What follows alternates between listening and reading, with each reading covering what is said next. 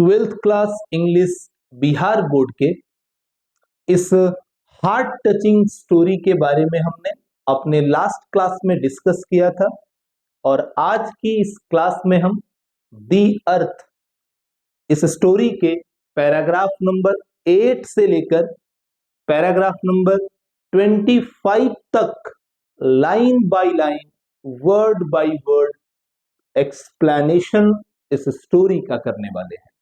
Dear students, मैं हूं आपका डॉक्टर बीके सिंह और स्वागत है आप सभी का बीके सिंह इंग्लिश क्लासेस के इस माइंड ब्लोइंग एपिसोड में। डियर स्टूडेंट्स, ये हम्बल रिक्वेस्ट है आपसे कि अगर आपने लास्ट सेशन दी अर्थ का नहीं देखा है तो प्लीज आप इससे जस्ट पहली वाली वीडियो जरूर देखें, क्योंकि वहां से हमने इस स्टोरी को स्टार्ट किया था। आपको वहां इसके राइटर H.E. बेट्स के लाइफ से रिलेटेड कॉन्सेप्ट भी मिलेंगे जो आपके एग्जामिनेशन में ऑब्जेक्टिव क्वेश्चंस को टिक करने में आपकी हेल्प करेंगे। और फिर वहीं से हमने इस स्टोरी को शुरू किया था, तो यदि आप उस सेशन को कवर किए रहेंगे तो आगे कंटिन्यू करना आपके लिए बहुत आसान रहेगा। आइए आज के इस एपिसोड में दी अर्थ के उन पैराग्राफ्स की चर्चा करें जो इस स्टोरी को और ज्यादा सिंप्लीफाई करके हमारे बीच ला सकते हैं।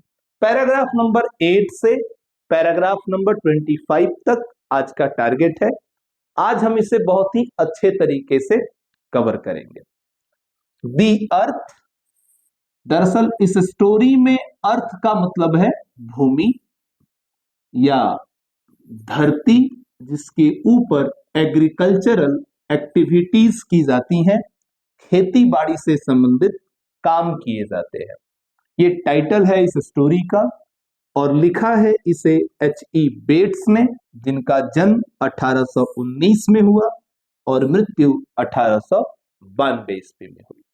अब तक की कहानी में हमने जाना कि इस स्टोरी में जॉनसन नाम का एक फार्मर है और उसका बेंजी नाम का एक बेटा है जो कि सिंपल माइंडेड है। दूसरे बच्चों की तरह वह मेंटली डेवलप नहीं है, उसकी बुद्धि विकसित नहीं हुई है, जिसको लेकर उसके माता पिता बहुत परेशान रहते हैं। यानी जॉनसन और उसकी पत्नी अपने बेटे की मानसिक दुर्बलता की वजह से बहुत परेशान है। वो उसे एक डॉक्टर के पास लेकर जाते हैं, जहां डॉक्टर उन्हें ये सलाह देता है कि आप अपने बेटे को किसी काम में इंगेज करिए, जिसमें भी उसकी रुचि हो उस काम में उसे लगाइए। काम करने की वजह से उसका दिमाग विकसित होगा। डॉक्टर की सलाह मानकर बेंजी को 10 से 12 मुर्गियां दी जाती हैं पालने के लिए। धीरे धीरे बेंजी का मन मुर्गियों के बीच लगने लगता है और वो अपने व्यवसाय को बढ़ाने लगता है। अंत में ऐसा भी समय आता है कि उसकी मुर्गियां इतनी बढ़ जाती हैं जिन्हें रखने के लिए उसे और जगह की जरूरत होती है, और जॉनसन, जिसके पास उसकी जमीन ही थी केवल, और वो जमीन ही उसके लिए सब कुछ थी, उसका एक हिस्सा बेंजी को अपनी मुर्गी पालने के लिए दे देता है। यहां तक हमने पढ़ा था। अब इसके आगे हम कंटिन्यू करते हैं। पैराग्राफ नंबर 8 में राइटर लिखते हैं, ऑल दिस टाइम, यानी कि सारा समय, इस वक्त, दे, वे लोग, यानी कि जॉनसन और उनकी पत्नी, जॉनसन दंपत्ति, जॉनसन और उसकी पत्नी, इस समय वे लोग खुद ही स्ट्रगल, संघर्ष कर रहे थे, हार्ड, कठिन।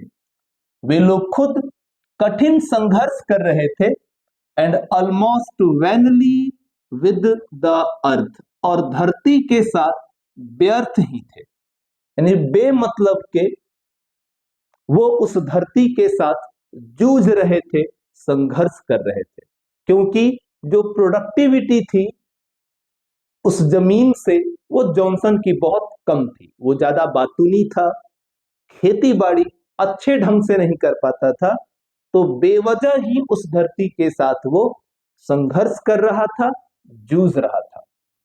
At the back of their minds, क्योंकि उनके मन में, जॉनसन और उसकी पत्नी के मन में, ले अ प्रीसियस बिलीफ, एक अनमोल, एक कीमती भरोसा था कि बेंजी वुड वन डे, एक दिन बेंजी ग्रो आउट, यानी उबर जाएगा, निकल जाएगा, ऑफ हिज सिंप्लिसिटी, अपनी सादगी से। यानी जॉनसन और उसके पत्नी को यह विश्वास था कि एक दिन बेंजी अपनी सादगी से बाहर निकलेगा, एक दिन वह भी कॉमन बन जाएगा, नॉर्मल हो जाएगा और उनके बुढ़ापे का सहारा बनेगा। इन द सेम वे, ठीक उसी तरह, दे चेरिस्ड अ साइलेंट बिलीफ, उन्होंने एक मौन विश्वास पाल लिया था कि the earth would one day, एक दिन ये धरती, आउटग्रो हिज पॉवर्टी, उनकी दरिद्रता को, उनकी गरीबी को दूर कर देगी। एक दिन ये धरती उनकी गरीबी को दूर कर देगी। सही समय के इंतजार में पता नहीं कितने लोगों ने अपना समय खत्म कर लिया। सही समय के इंतजार में कभी मत बैठिए। आप मनुष्य हैं, आपके अंदर इतनी ताकत है कि आप हर समय को सही समय में बदल सकते हैं। तो invest yourself to make your time better than your past. हमेशा अपने समय को बदलने की कोशिश कीजिए। भाग्य के भरोसे मत बैठिए, कर्म का तूफान पैदा करिए जो भाग्य के दरवाजे को लड़कर आपकी किस्मत बदल देगा। जॉनसन के साथ यही था। जॉनसन को एक तरफ यह विश्वास था कि एक दिन बेंजी नॉर्मल हो जाएगा और एक दिन उसकी धरती खुद ही उनकी गरीबी को दूर कर देगी। The earth had yielded, और ये धरती साबित हुई stubbornly, यानी हठीली, for them, उन लोगों के लिए। ये धरती उन लोगों के लिए हठीली, जिद्दी साबित हुई। एंड द रीजन, और कारण, लाइक बेंजी, बेंजी की तरह ही, वॉज सिंपल, साधारण था। कारण, ये जमीनी विवशता, ये जमीन उनके लिए हठीली साबित हुई, इसका कारण भी बेंजी की तरह ही साधारण था। क्योंकि जमीन में फसलें तभी उपजेंगी जब आप पसीना बहाओगे, परिश्रम करोगे, और जॉनसन ये कर नहीं रहा था, केवल वो सपने देख रहा था, भाग्य के भरोसे बैठा था। The reason was not in the earth, कारण धरती में नहीं था, बट इन देमसेल्फ, कारण उन्हीं लोगों के अंदर था। धरती में कारण नहीं था, धरती में कमी नहीं थी, कमी जॉनसन में थी। For most of their lives, उनका अधिकांश जीवन, they had put rather more value, अपने अधिकांश जीवन में उन्होंने महत्व दिया, ज्यादा महत्व दिया, ऑन फेथ देन स्वेट, यानी कि पसीने से ज्यादा महत्व उन्होंने विश्वास पर दिया। भरोसा था किस्मत पर, भरोसा था जमीन पर, भरोसा था बेंजी पर भरोसा नहीं था खुद पर। जब तक भरोसा दूसरों पर होगा तब तक आप अपनी रियल हैप्पीनेस से कभी नहीं मिल सकते।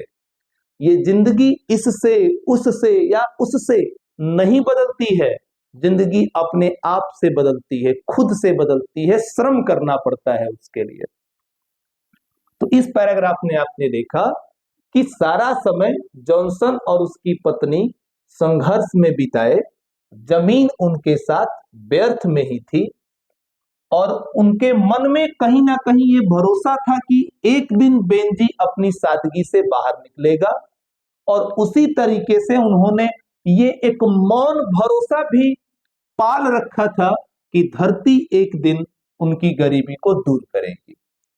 धरती भी साबित हुई हठीली उनके लिए, और कारण बेंजी की तरह ही साधारण था, क्योंकि उन्हें भरोसे से ज्यादा वो महत्व देते थे, पसीने से ज्यादा महत्व वो देते थे भरोसे को। कारण धरती में नहीं था, कारण उन लोगों में था। फॉर मेनी ईयर्स, बहुत सालों तक, बेंजीज फादर, बेंजी के पिता, हैड बिन, रहे, अ लोकल, एक क्षेत्रीय, प्रेचर यानी कि उपदेशक। बहुत सालों तक बेंजी के पिता एक क्षेत्रीय उपदेशक रहे।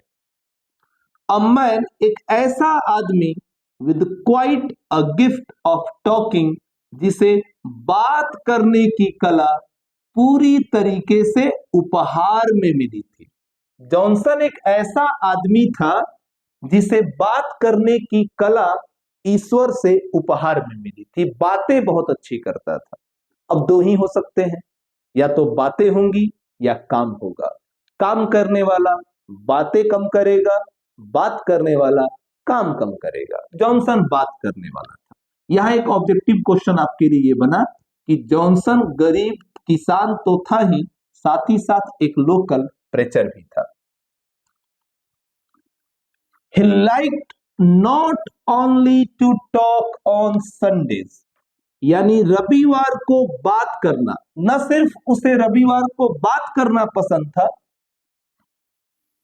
टू विलेज कॉन्ग्रेशंस, यानी कि गांवों में सभाएं लगाकर वो बात करता था, इन स्मॉल स्टिल चैपल्स, छोटे छोटे गिरजाघरों में, far out in the country side, गांव से बाहर। गांव में सभा लगा के बात करना उसे पसंद था, गांव से बाहर छोटे छोटे गिरजाघरों में बात करना उसे पसंद था। सिर्फ इतना ही नहीं, but he like to talk, उसे पसंद था बात करना, एट द बैक डोर, घर के दरवाजे के पीछे, ओवर द फील्ड गेट, जहां से खेत शुरू होते हैं उस जगह पे खड़ा होके बात करना। खेत में जाके काम करना नहीं, खेत के मुहाने पे खड़े होके बात करना। In the road outside the house, घर के बाहर सड़कों पे लोगों से बात करना उसे पसंद था। यानी बहुत सालों तक बेंजी के पिता जॉनसन एक लोकल, एक क्षेत्रीय उपदेशक थे, एक ऐसा आदमी जिसे बात करने की कला उपहार में मिली थी। उसे न सिर्फ संडे को गांव में सभा लगा के, छोटे छोटे गिरजाघरों में गांव से बाहर जाके बात करना पसंद था, बल्कि उसे घर के दरवाजे के पीछे, खेत के मुहाने पर, सड़क पर, घर से बाहर बात करते रहना उसे बहुत पसंद था। भाषणबाजी बहुत करता था वो। He talked so much, वो इतनी बातें करता था, that कि he must have had an idea, उसके पास एक विचार आ चुका था, वो मन ही मान चुका था कि the earth designed created, इस धरती को बनाया गया है, रचा गया है, और nourished, और इसका पोषण किया जाता है, by God, ईश्वर के द्वारा। ईश्वर ने इस धरती को पोषित किया है, उन्होंने ही इसे रचा है, बनाया है।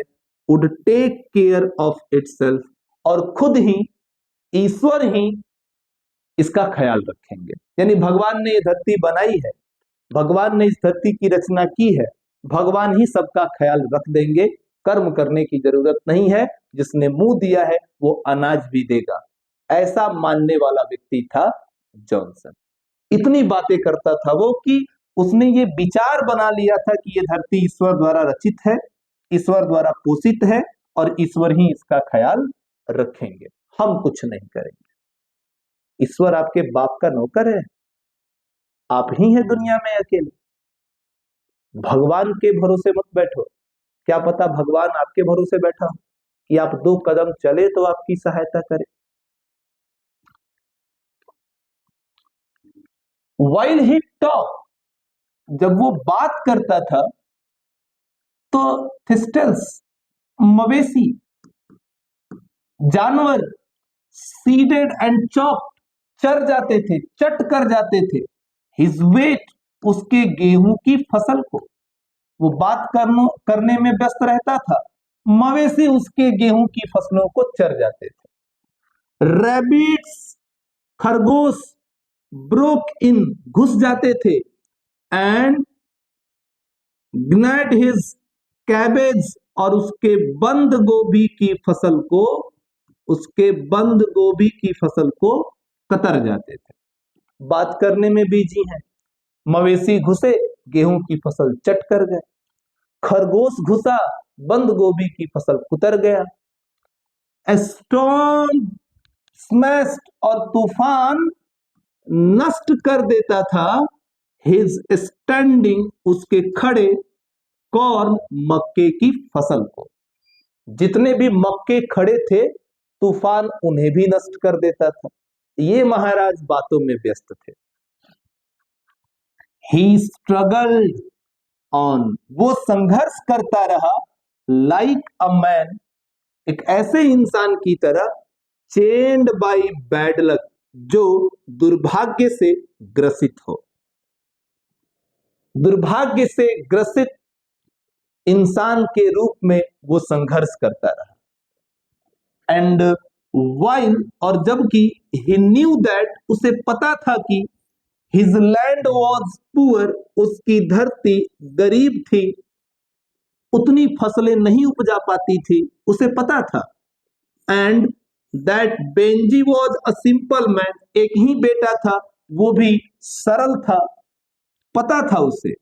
No one had ever had the need, लेकिन कभी किसी को जरूरत नहीं पड़ी, और या फिर कभी किसी को साहस नहीं हुआ, टू टेल हिम, कि उसे बताए, दैट, कि ही हिमसेल्फ, वो खुद ही, वॉज अ लेजी मैन, एक आलसी आदमी था, with two large a trust, जिसे बहुत ज्यादा भरोसा था, इन प्रोवाइडेंस, नियति पर, जिसे नियति पर, किस्मत पर बहुत ज्यादा भरोसा था।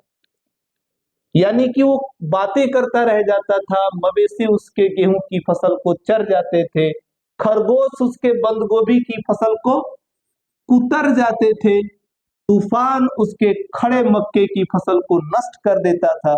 वो एक दुर्भाग्य से ग्रसित व्यक्ति के रूप में संघर्ष करता रहा, जबकि उसे पता था कि उसकी जमीन उतनी उन्नत नहीं है, उसे पता था कि उसका बेटा सरल है, लेकिन किसी को जरूरत नहीं पड़ी, किसी को साहस नहीं हुआ कि वो जॉनसन की आंखों में आंखें डाल के कहे कि तू लेजी है, तू आलसी है, और तुझे नियति पर ज्यादा भरोसा है, कर्म पर भरोसा नहीं है, तेरी दशा का कारण तू खुद है, किसी को इस बात से मतलब नहीं था। पैराग्राफ नंबर 10 को देखते हैं। देखिए, स्टोरी पढ़ने में मजा तभी है जब आप उसे दिल से पढ़ें, फील करते हुए पढ़ें। एंड वाइल, और जब हिज फादर टॉक, जब उसके पिताजी बात कर रहे थे, बातों में मस्त थे, Benjy went on steadfastly, Benjy तेज गति से, बेंजी तेजी से बढ़ता रहा, with the simple business of making hens lay eggs, यानी बेंजी तेजी से अपने मुर्गियां और अंडा वाले व्यवसाय को लेकर बढ़ता रहा। पिताजी बिजी थे, बेंजी व्यवसाय बढ़ा रहा था। पिताजी बात कर रहे थे, बेटा काम कर रहा था। पार्ट ऑफ द फील्ड, जमीन का हिस्सा, एट द बैक, यानी पीछे, पीछे के जमीन का हिस्सा जो जॉनसन ने दिया था बेंजी को मुर्गी पालने के लिए, ऑफ हिज फादर्स हाउस, यानी जब बेंजी के पिता के घर के पीछे का जमीन का वो हिस्सा, बिगन टू रिजेंबल, रिजेंबल का मतलब होता है दिखाई पड़ना, दिखाई देने लगा, curing checker board, checker board आप समझते हैं, शतरंज का एक खेल होता है, तो उसका जो बोर्ड होता है जो चेक चेक में बना होता है अलग अलग कलर में, उसी की बात हो रही है कि जमीन का वो हिस्सा जो उसके पिताजी के घर के पीछे था, जिसके ऊपर बेंजी ने मुर्गी पालना शुरू किया था, वो दिखाई देने लगा शतरंज के बोर्ड की तरह, कहीं ब्लैक, कहीं ब्राउन और कहीं पर व्हाइट। अलग अलग रंगों में वो जमीन को उसने बांट रखा था। सफेद वाले मुर्गे उस साइड में, ब्राउन वाले मुर्गे उस साइड में, ब्लैक वाले मुर्गे उस साइड में। ऐसे बेंजी ने उन्हें व्यवस्थित किया था अलग अलग नस्लों के आधार पर, कि जैसे घर का जमीन का वो हिस्सा चेस बोर्ड की तरह दिखाई दे रहा था। For a long time now the eggs had been too many, यानी लंबे समय से अब अंडे इतने ज्यादा होने लगे फॉर द व्हील ट्रक, कि अब उन्हें वो चक्के वाली गाड़ी से ले जाकर बेचना मुश्किल हो गया। अंडे ज्यादा होने लगे। And Benji at regular interval, और दैनिक अंतराल पर बेंजी बोरोड ले लिया his father's horse and cart, अपने पिताजी की वो घोड़ी और वो गाड़ी, टेकिंग द एग्स, और अंडे को लेकर not only down into the city, न सिर्फ वो शहरों में जा रहा था but also into the market, बल्कि बाजार में भी जाके वो अंडे बेचने लगा। यानी अब क्या हुआ, अंडे ज्यादा होने लगे, जिसे वो लकड़ी वाली जो गाड़ी ठेल करके ले जाता था बेंजी अंडे बेचने के लिए, अब अंडे इतने थे कि उस गाड़ी से अंडा बेच पाना मुश्किल था। तो पिताजी का जो घोड़ी थी और पिताजी की जो लकड़ी वाली गाड़ी थी, वो भी बेंजी ने ले ली और उसके ऊपर अंडे रखकर वो शहरों में जा रहा था, उन्हें बाजारों में बेच रहा था। हिज बिजनेस वॉज ग्रोइंग, उसका व्यवसाय बढ़ रहा था बच्चों। ऑल द टाइम, सारा समय, बेंजी वोर द सिंपल स्माइल, बेंजी के चेहरे पे रहती हमेशा साधारण सी मुस्कुराहट of a simple hearted man, साधारण दिल वाले इंसान की, साधारण दिल वाले इंसान की साधारण मुस्कुराहट उसके चेहरे पर सारा दिन बनी रहती थी। एंड ऑल द टाइम, और सारा समय, द मनी वेंट, पैसा जाता रहा, रिलीजियसली, धार्मिक रूप से, इनटू द बैंक, बैंक में, इन हिज नेम, उसके नाम पर। सारा पैसा सीधे बैंक में जाता रहा। पहले तो पैसा बेसिन में रखा जा रहा था, इनफ, पर्याप्त पैसे हो जाने के बाद तब उसे बैंक में रखा जा रहा था। लेकिन अब कहानी बदल चुकी थी, पैसे ज्यादा आ रहे थे, अब पैसे सीधे बैंक में जमा हो रहे थे बेंजी के नाम पर। पिता की धरती, पिता की गाड़ी लेकर पैसे अपने नाम से बैंक में जमा कर रहा था बेंजी। कहानी तभी बदलेगी।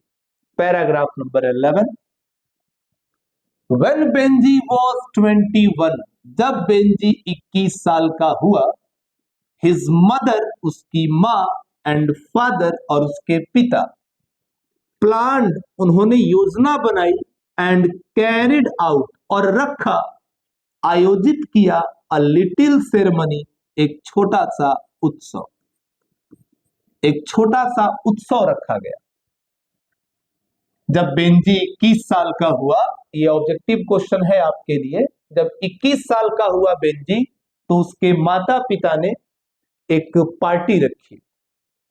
दे गॉट हिज पासबुक, माँ ने कहा था ना कि जब तुम 21 साल के हो जाओगे तो ये पैसा तुम्हारा हो जाएगा, बैंक का पैसा, और तुम जो चाहे वो करना उस पैसे से।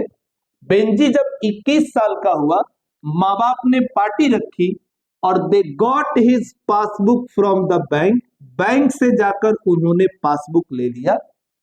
एंड एट सपर, और जब रात का खाना हो रहा था, डिनर पर, हिज फादर, उसके पिता ने, made a sort of speech, एक तरह का भाषण दिया।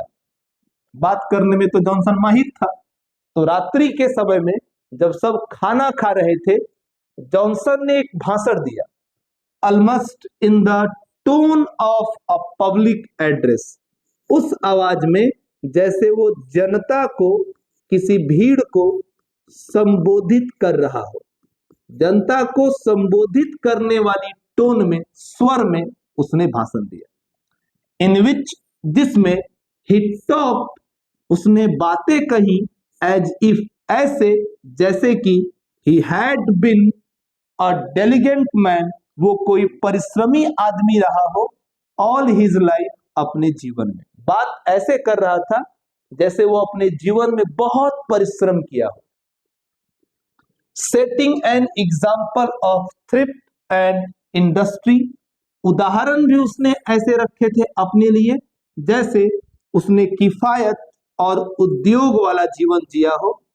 And this the passbook was Benjy's natural reward for following it, और उसने चीजों को इस तरीके से दिया कि जैसे ये पासबुक जो वो बेंजी को देने जा रहे थे, वो बेंजी का प्राकृतिक रिवार्ड था, पुरस्कार था, क्योंकि पिता के परिश्रम को, पिता के किफायती जीवन जीने के तरीके को बेंजी ने फॉलो किया हो, पिता को फॉलो किया हो, व्यवसाय को बढ़ा लिया हो, इसीलिए ये पासबुक उसे गिफ्ट में दी जा रही है। ये बात बोला जॉनसन। यानी कि जॉनसन जब पासबुक लेकर आया, बेंजी को जब वो पासबुक दिया गया, उसने बातें ऐसी की जैसे कि वो बहुत परिश्रमी आदमी रहा हो, अपने जीवन में कम संसाधनों में उसने जीवन जिया हो, यही उसके बेटे ने फॉलो किया है, इसीलिए वो गिफ्ट में उसे ये पासबुक दे रहा है जिसमें बहुत सारे पैसे बैंक में जमा है। He talked as if he were talking to a child, वो बात करता था ऐसे जैसे कि वो किसी ऐसे बच्चे से बात कर रहा हो, who still does not know, जो अभी भी नहीं जानता हो, 1 from 2, 2 से 1, जिसको 2 से 1 का मतलब ना पता हो। यानी कि जॉनसन अपने बेटे को साधारण ही मान रहा था, सरल ही मान रहा था, वो ऐसे बात कर रहा था बेंजी से जैसे बेंजी को 2 और 1 का फर्क ही ना पता हो। एंड एट लास्ट, और अंत में, ही गेव बेंजी, उसने बेंजी को दिया द पासबुक, यानी बैंक का वो पासबुक। दिस इज योर, ये तुम्हारा है, money, this is your money, ये तुम्हारा पैसा है, बेंजी, बेंजी ये तुम्हारा पैसा है, ये जॉनसन ने कहा। नाउ यू आर 21, अब तुम 21 साल के हो गए। दिस इज योर मनी, ये तुम्हारा पैसा है। डू यू अंडरस्टैंड, क्या तुम समझ रहे हो? 21 साल के हो गए हो बेंजी बेटा, अब ये पैसे तुम्हारे हैं, ये पासबुक तुम्हारा है। बच्चों की तरह समझाया जा रहा है। अब इस पासबुक को देखा बेंजी ने, paragraph number 12, yes Benji said, हाँ समझ रहा हूं, बेंजी ने कहा। And he took the passbook, उस पासबुक को उसने, टेक का वर्ब टू है, ले लिया।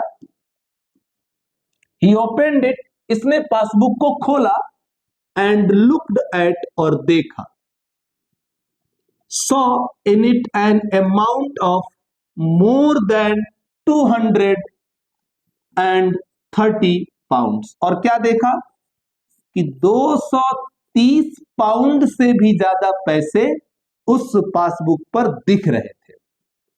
देन ही शट अप, तब उसने बंद कर दिया पासबुक को, and put into his pocket, और अपने जेब में रख दिया। पासबुक मिला तो पासबुक को खोला, देखा 230 पाउंड से भी ऊपर रुपए उसके अकाउंट में थे, फिर पासबुक को बंद किया और जेब में रख लिया शांति से। उसके माँ बाप को लगा था कि उछल जाएगा बेटा, धन्यवाद बोलेगा बेटा। क्या होता है देखते हैं। बेंजीज मदर एंड फादर, बेंजी के माता और पिता, डिड नॉट स्पीक, बोले ही नहीं। स्ट्रेंज, एक अजीब सा झटका लगा उन्हें विचित्र भावनाओं का। वेंट थ्रू देम बोथ, उन दोनों को एक अजीब सा झटका, विचित्र भावनाओं का उन्हें छू गया, उन्हें हिला दिया। उस झटके में क्या था? अ मिक्सचर ऑफ डिसअपॉइंटमेंट, यानी उस झटके में निराशा, डर, गर्व और दर्द। निराशा, डर, गर्व और दर्द का एक मिश्रण महसूस किया जॉनसन ने और उनकी पत्नी ने, क्योंकि बेटे ने कुछ कहा ही नहीं उस पासबुक पर। उन्होंने एक्सपेक्ट किया था, उम्मीद किया था कि बेटा कुछ कहेगा, खुश होगा। ना तो बेंजी के चेहरे पे हंसी दिखाई दी और ना ही बेंजी ने कुछ कहा। The amount in Benji's passbook was more than they themselves had ever amassed from the earth in their lives. यानी कि जो धन बेंजी के पासबुक पर था वो ज्यादा था, इतना ज्यादा था कि उन्होंने कभी अपने जीवन में उतना पैसा उस धरती से जमा नहीं किया था। बेंजी के पासबुक पर इतना धन था कि उसके माता पिता ने कभी जमा नहीं किया था अपनी जमीन से। दे डिड नॉट होप, उन्होंने आशा नहीं किया था, एंड नॉट मीन, और ना ही वो चाहते थे, दैट कि Benji should give it back, Benji इसे वापस दे दे टू देम, उनको। हालांकि बेंजी के माता पिता ये नहीं चाहते थे कि बेंजी वो धन उन्हें वापस दे दे। वो कुछ धन्यवाद के शब्द, आभार के शब्द, प्रसन्नता के शब्द बेंजी से सुनना चाहते थे, लेकिन बेंजी के पास ऐसा कोई भी शब्द नहीं था अपने माँ बाप के लिए।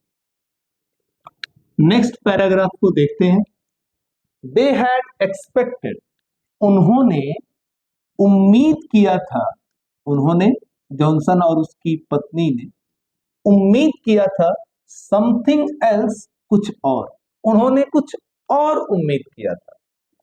अ वर्ड ऑफ थैंक्स, यानी कि धन्यवाद का एक शब्द, परहैप्स, शायद, अ कंसेशन, एक तरह की रियायत, a willingness that they should share the money, यानी कि एक इच्छा कि वे इस पैसे को बांटेंगे। दे हैड हेल्प, क्योंकि उन्होंने मदद की है, टू सेव, बचाने में। उनके माँ बाप का एक्सपेक्टेशन कुछ और था, बेंजी के माँ बाप का।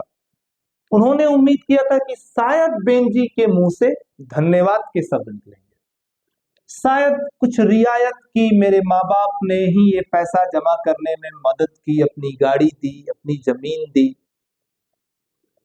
हम इस पैसे को बांटेंगे। जबकि बेंजी के माता पिता ये कभी नहीं चाहते थे कि वो उस पैसे में से उन्हें दे दे, लेकिन सुनना चाहते थे।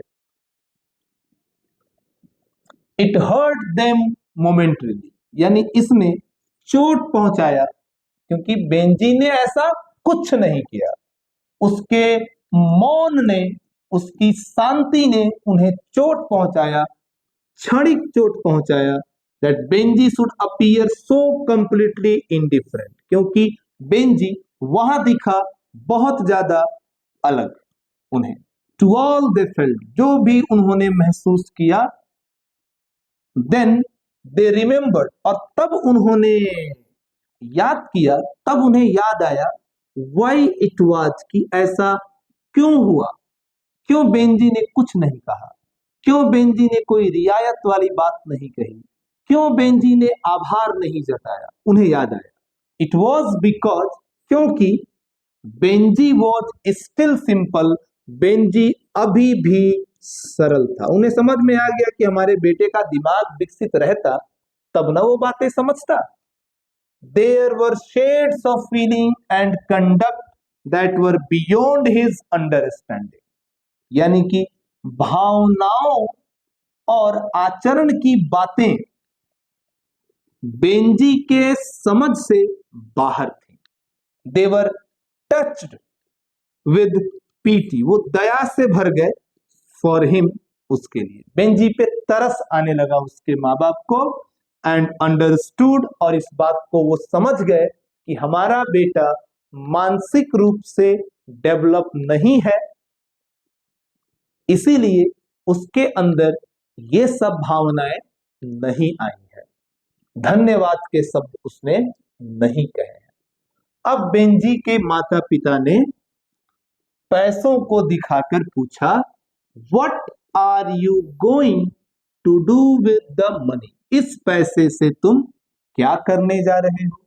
इतना सारा पैसा, 230 पाउंड से भी ऊपर पैसा इकट्ठा हुआ है, जो हम आज तक अपनी जमीन से न कमा पाए। इस पैसे का बेटा तुम क्या करोगे? बेंजी ने क्या कहा? आई एम गोइंग, मैं जा रहा हूं, टू बाई, खरीदने, अ पीस ऑफ लैंड, जमीन का एक टुकड़ा मैं खरीदने जा रहा हूं। बेंजी ने कहा कि जमीन का एक टुकड़ा मैं खरीदने जा रहा हूं। बातें सुन के जॉनसन साहब भी कंफ्यूज हो गए। बेंजीज मदर एंड फादर, बेंजी के माँ बाप, डिड नॉट स्पीक, सॉरी, उन्होंने तो तुम इस पैसे का क्या करने जा रहे हो? बेंजी ने कहा जमीन खरीदने जा रहे हैं। लैंड, दे सेड, जमीन, उन्होंने कहा व्हाट लैंड, क्या जमीन, वेयर, कहां, कौन सी जमीन खरीदोगे तुम? किसकी जमीन खरीदने की बात कह रहे हैं?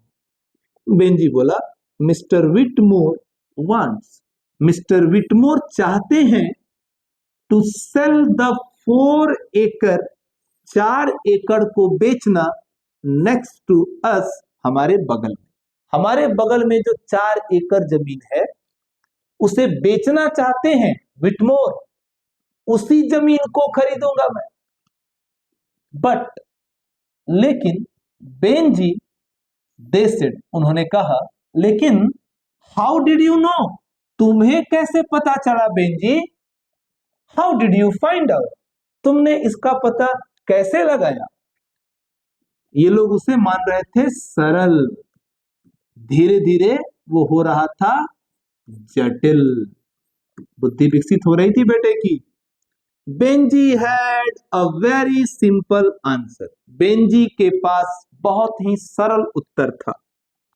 आई asked mister Whitmore, he said, उसने कहा कि मैंने विटमोर से ही पूछ लिया। जब बेंजी से पूछा गया कि तुम पैसों का क्या करोगे, बेंजी ने कहा जमीन खरीदेंगे। कौन सी जमीन? 4 एकड़ की वो जमीन जो हमारे बगल में है, उसे विटमोर अंकल बेचना चाहते हैं। तो तुम्हें कैसे पता चला? बोला मैंने पूछ लिया विटमोर से, पैसे हैं उसके पास। वेल, अच्छा, दे सेड, उन्होंने कहा। देखो कितने खुश हो गए बेटे के इस आंसर को सुनकर।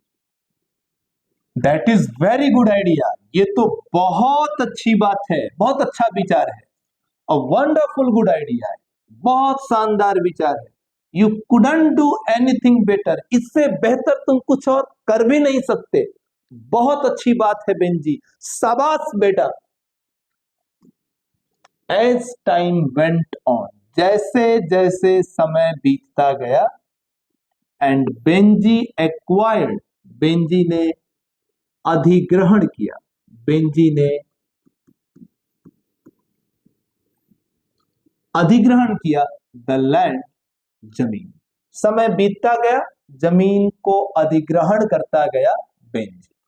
हिज फादर एंड मदर, उसके माँ बाप, नॉट ओनली फेल्ट, न केवल महसूस कर रहे थे, that it was a good idea, कि एक अच्छा विचार था, बट बल्कि they felt very proud of him, उन्हें बेंजी पर बहुत गर्व हो रहा। जो काम जॉनसन सोच नहीं सकता था, वो काम बेंजी ने करके दिखाया। तो बेंजी के ऊपर उसके माँ बाप को बहुत गर्व महसूस हो रहा था। They had that kind of pride, उन्हें उस तरह का गर्व हो रहा था बेंजी पर, जैसे माँ बाप अपने बच्चों के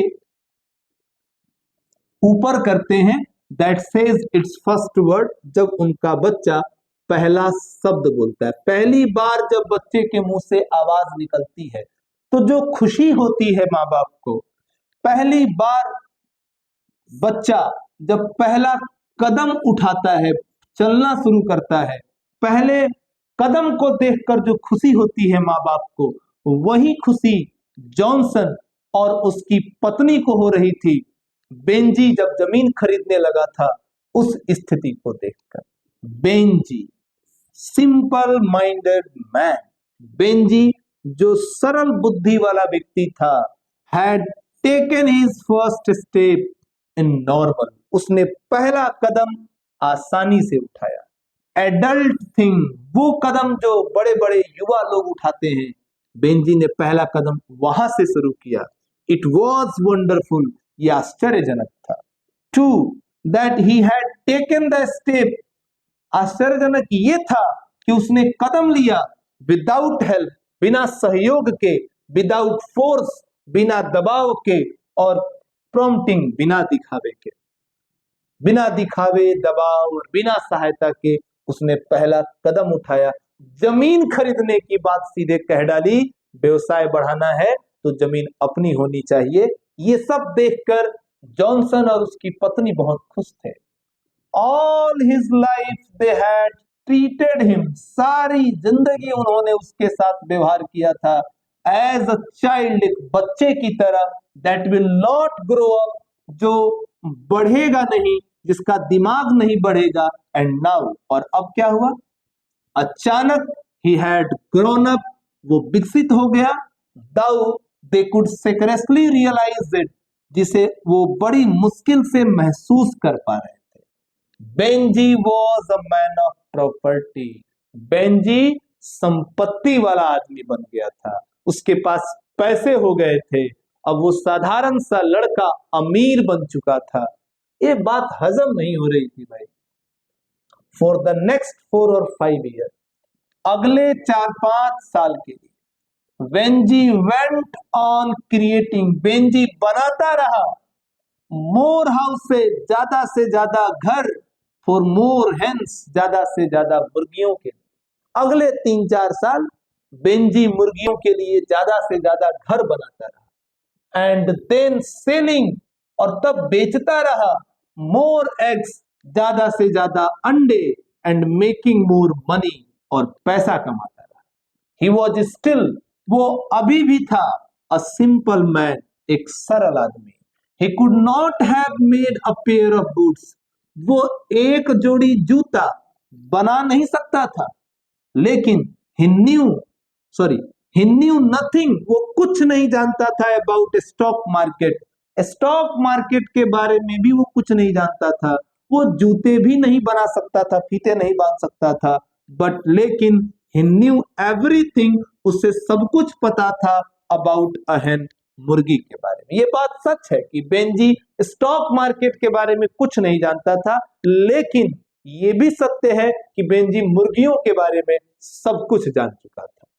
His hens were still to him, आज भी उसकी मुर्गियां उसके लिए उतना ही महत्वपूर्ण थी। What the earth was to his parents, आज भी उसकी मुर्गियां उसके लिए उतनी ही महत्वपूर्ण थी जितनी जमीन महत्वपूर्ण हुआ करती थी उसके माँ बाप के लिए। All he had and all he understood, जो भी उसके पास था सब समझ चुका था, सब के बारे में वो जानता था। There was only one difference, एक ही अंतर था, between Benji's hens, बेंजी की मुर्गियों, and his parents' land, और उसके माँ बाप के जमीन। उसके माँ बाप के जमीन और बेंजी की मुर्गियों के बीच में एक फर्क था। क्या था? द हेन्स यानी मुर्गियां बिलोंग टू बेंजी, बेंजी की ही थी, मुर्गियां बेंजी की थी। The land had never belong to his parents, लेकिन वो जमीन कभी भी उनके माँ बाप का नहीं था। उनके माँ बाप ने who had rented, किराए पर लिया था इसे, now for 40 years, 40 सालों के लिए, on a yearly tenancy, वार्षिक किराए पर, यानी कि सालाना किराए पर उन्होंने 40 साल के लिए वो जमीन रेंट पर ली थी। उनके माँ बाप के लिए जमीन सब कुछ था, पर जमीन उनकी नहीं थी, किराए पर थी, और बेंजी की मुर्गियां बेंजी की थी। From a man named Sander, वो जमीन किससे ली गई थी? सैंडर्स नाम के एक व्यक्ति से। They had often spoken, they had often spoken, उन्होंने कई बार बात किया था, ऑफ बाइंग द लैंड, जमीन को खरीदने की, but somehow the scheme never came to anything, लेकिन कभी भी वो स्कीम, वो योजना सामने नहीं आई, यानी वो जमीन खरीदने की बात तो किए कई बार, पर जमीन खरीद नहीं पाए। It was easier for Benjy's father, Benjy के पिता के लिए आसान था, टू स्टैंड, खड़ा होना, एट द डोर, दरवाजे पर, एंड टॉक, बात करना। बेंजी के पिता के लिए दरवाजे पे खड़े होकर बात करना आसान था, और to talk in the pulpit, मंच पर जाके बात करना आसान था, एंड ट्रस्ट इन गॉड, भगवान पे भरोसा करना आसान था, than to make a business proposition, यानी लेकिन व्यवसाय का प्रस्ताव बनाना आसान नहीं था। बेंजी के पिता बात करते थे, भगवान पे भरोसा करते थे, लोगों में सभाएं करके बात करते थे, मंच से बोलते थे, ये उनके लिए आसान था, लेकिन बिजनेस के बारे में प्रस्ताव बनाना आसान नहीं था। यानी काम की बात जॉनसन करता ही नहीं था, लोगों से बात करना उसे बहुत पसंद था। एंड नाउ एट 65, और 65 साल का हो चुका था Johnson, they were too old, वे इतने बूढ़े हो चुके थे, to think of buying land, कि जमीन खरीदने के बारे में वो सोच भी नहीं सकते थे। Even if there had been any money, उनके पास पैसा भी नहीं था, फॉर बाइंग लैंड, जमीन को खरीदने का। इसलिए बात करने वाले लोग कुछ नहीं कर पाते हैं, काम के बारे में सोचिए, कम बोलिए। And suddenly the land was for sale, और अचानक वो जमीन बिकने लगी। देयर लैंड, उनकी जमीन, देयर अर्थ, जो उनके लिए सब कुछ था, वो बिकने लगी। Which was all they had, जो कुछ भी था उनके लिए वो जमीन ही थी, अचानक वो जमीन बिकने लगी। द टाउन वॉज स्प्रेडिंग, शहर का विस्तार हो रहा था। The man named Sanders said, यानी सैंडर नाम के आदमी ने कहा, शहर का विस्तार हो रहा है, एंड एवरीवेयर, हर जगह, पीपल वांटेड, लोग चाहते हैं, लैंड, जमीन, फॉर बिल्डिंग, घर बनाने के लिए। हर आदमी को जमीन की जरूरत है घर बनाने के लिए, शहर बढ़ रहा है। आइदर ही मस्ट सेल, या तो वो बेच दे, द लैंड, जमीन को, फॉर बिल्डिंग, घर बनाने के लिए, और he must sell the land to them, या फिर वो बेच दे जमीन उसे। यानी या तो जॉनसन जमीन छोड़े ताकि सैंडर बेच दे उस जमीन को, या फिर जॉनसन ही उस जमीन को खरीद ले। प्रस्ताव दे दिया गया उसे कि बेटा 40 सालों के लिए जमीन लिया था, पर ये जमीन अब बिकने वाली है, छोड़ो। आगे क्या होगा, कैसे उस जमीन को बचाने की कोशिश करेंगे जॉनसन, और कैसे उस जमीन को खरीद लेगा बेंजी, क्या फर्क आएगा अब जॉनसन के जीवन में, कैसे बेंजी इतना निर्दयी बन जाएगा कि वो अपने माँ बाप को घर से निकाल देगा सड़कों पे। इस कहानी में बहुत कुछ है, अगली क्लास में इस स्टोरी को हम पूरा करेंगे। आज की क्लास आपको कैसी लगी ये कमेंट करके जरूर बताएं। Thank you very much. B K Singh group of education का ये प्लेटफॉर्म टाइम यूज करना सिखाता है, यूटिलाइज करना सिखाता है। यहां आपकी एजुकेशन हमारा लक्ष्य बन जाती है। Thank you.